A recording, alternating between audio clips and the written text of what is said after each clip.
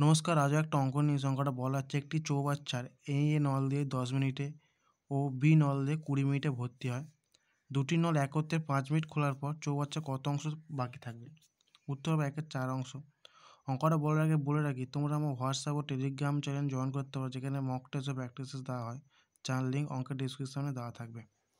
তাহলে কী বলেছে, প্রথমে 10 মিনিটে একটা করাটা হচ্ছে 20 মিনিট। আমরা অঙ্কটা দুটো পদ্ধতি করেছি। এটা করেছি ইউনিট ডিজিট পদ্ধতিতে,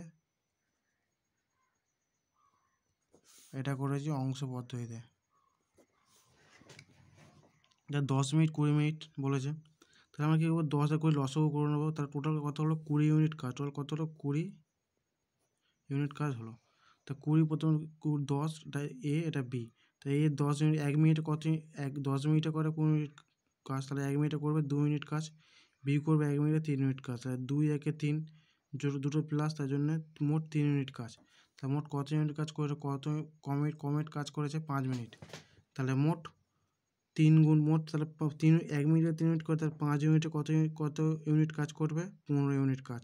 মোট হচ্ছে 20 ইউনিট কাজ। 20 থেকে 15 ইউনিট কাজ হয়ে গেছে, প্রায় 15 বাদ দিলে কত হয়? 20 - 15 সমান 5 ইউনিট কাজ পড়ে আছে। তাহলে 5 পড়ে আছে কত?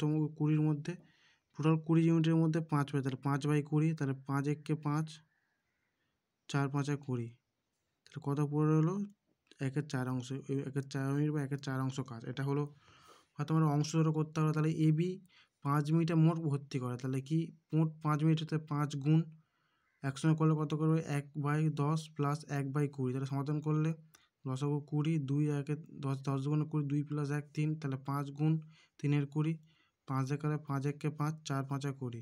তাহলে কত অংশ কাজ তারা করে নিয়েছে? 3/4 অংশ তারা টোটাল করে নিয়েছে 5 মিনিটে। তাহলে মোট 1 ইউনিট কাজ, মোট 1 অংশ কাজ। তাই 1 থেকে 3/4 বিয়োগ করবো।